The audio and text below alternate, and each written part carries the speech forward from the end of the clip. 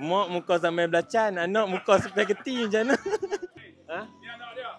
Ini bukan bini, ini anak dia. Ya Allah. Nama dia apa? Nama Kyle. Kyle. Tak boleh saya. Kyle, cakaplah sikit Melayu, Kyle. Can you speak English or Malay? Malay. Saya Suka suka makan makan Durian. durian. Patih. Patih.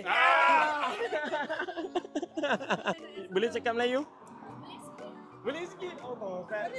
Nama, what's your name? Kyla. Oh, tadi Kyle. Kyla. Oh, Kyla.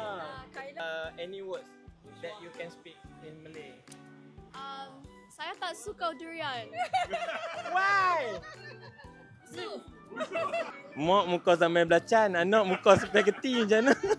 Ustaz, macam mana kejadian malam ni? Cuba Ustaz cerita sikit kat saya. Saya tangan tak boleh angkat ni. Tapi kat Ustaz boleh angkat dah.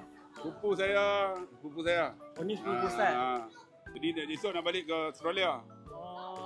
Jadi nak makan durian juga. Saya bawa juga malam ni. Dia peminat durian.